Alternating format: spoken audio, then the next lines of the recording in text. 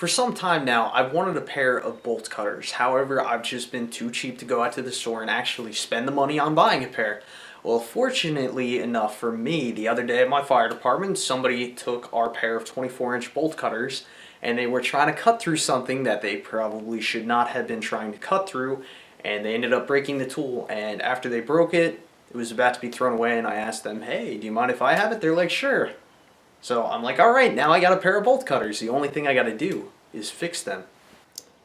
So here's the bolt cutters, and the piece that actually broke off is this piece right here, and that goes on there like so, and then that hole lines up right there, and then this bolt goes through that piece. So now there's two ways that you really could go about fixing this. One is you could just butt this piece back on here and weld it fast. However, you really can't do that with a tool under this amount of stress, because you're not welding back the material that actually broke off inside. You're just kind of welding like a patch or like a band-aid over the top of the crack. So the other way to do it is you need to grind all this out, and you need to rebuild the weld and rebuild that connection. However, I believe this piece is lined up in a very specific location, so I've been a little bit hesitant about just grinding off, a good channel through here that I could build back up. So what I'm planning on doing is actually grinding out the top half of this on both sides, and I'm going to leave the bottom section where it broke off, so that way I could start welding the top of this, and I could rebuild that connection very strongly and robust on the top. And then on the bottom, I'll still have that crack there. Then I'll just come in there with a grinder, grind out the rest of this crack, and then refill it back through there. If it doesn't make sense, it should make sense in a minute, but let me get started here.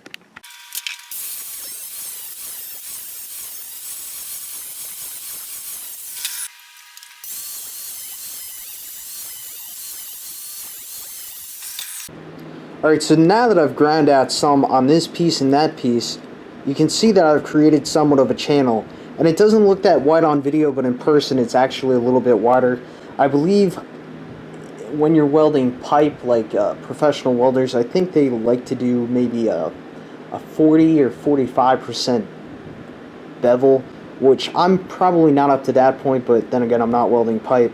I think that's going to be decent for what I'm doing here, so I'm going to have to figure out a way to securely hold this in place. What I think I'm going to do, I'm actually going to put this back in its holder here, so that way as the weld heats up and cools down, it won't flex and it won't not fall back in that receiver part right there. So I'm going to put those two up together. I'm going to weld that side, and then I'm going to come back from the other side and gouge out the other side and weld that through.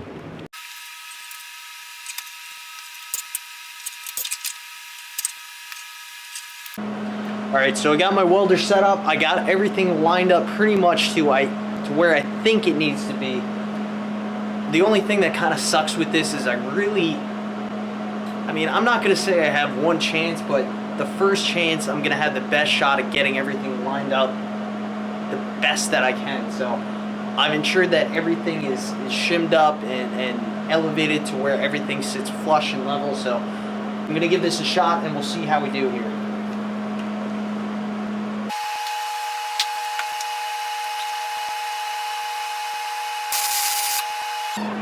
Alright, I got a little tack on her.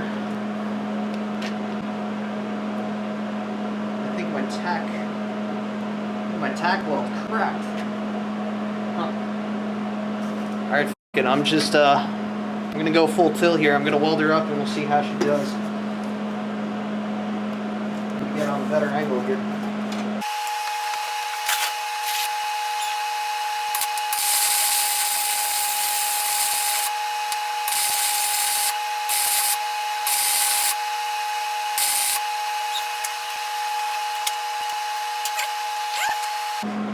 That's a good sign right there. It's a very, very good sign. I was kind of worried when I was welding this on here. I had to elevate both the arms a little bit, because when I was looking at these two pieces lining up here, they were kind of towed in a little bit. But after I shimmed them up a little bit with just whatever I had lying around, everything looked flat. First tack weld, it cracked, so I decided, you know what, I'm just going to try and weld it up all the way and we'll see how we do. I welded it nice and hot to get a nice penetrating weld, and I think everything came out pretty good. So the next thing I'm going to do is I'm going to unbolt this again, and then when I unbolt it, I'm going to come in with a grinding wheel, or possibly a cutting disc, but I'm thinking I'm going to use a grinding wheel.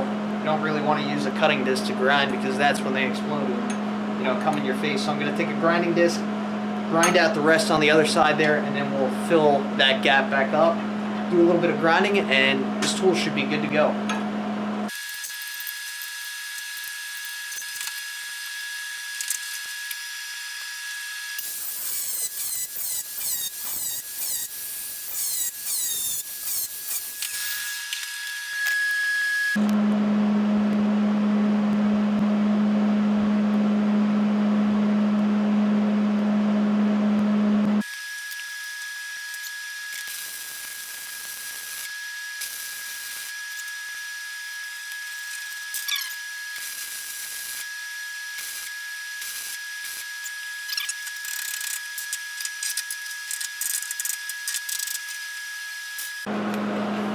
Okay, so where are we at right now?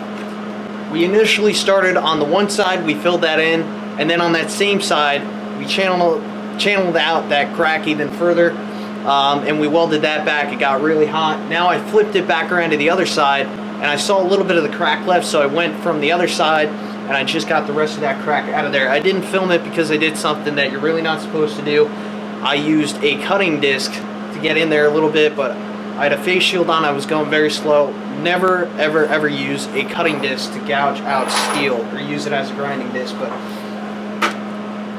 I got a little bit further in there and now that crack is pretty much completely gone. So the final steps I got to do here, I got to finish filling in the crack on this side.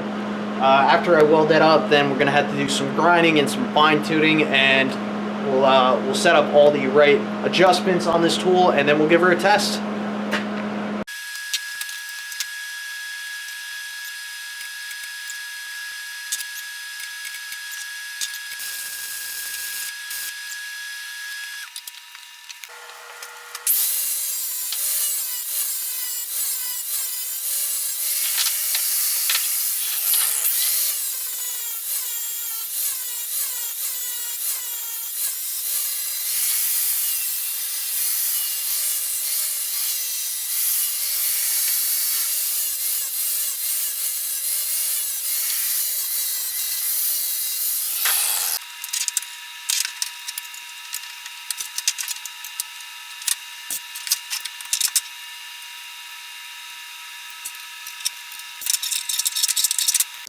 Alright, I'm feeling really good about this repair right now. Everything's operating incredibly smooth. We got all that crack out of there, so everything's going to be just as strong, hopefully, as it was when it came from the manufacturer.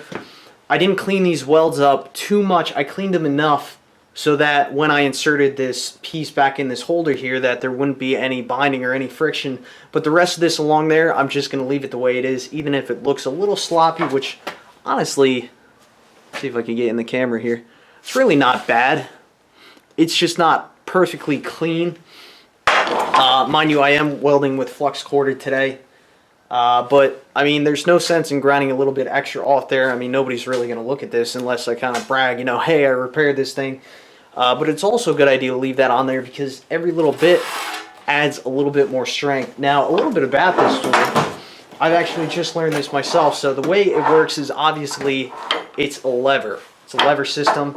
Over time, you know, you're going to chew into some stuff that may start to deteriorate your cutting edge there. But it's okay. You can always come back in here with a grinder and kind of sharpen that back up. The issue with the grinder is when you grind in this cutting slot right here, the more you grind away, there's eventually going to be a little gap in between the cutters.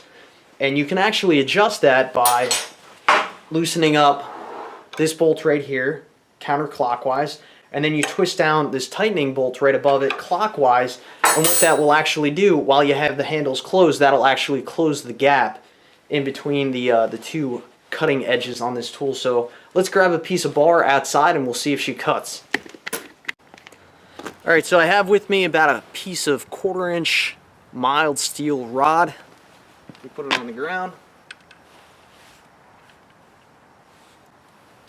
And let's see.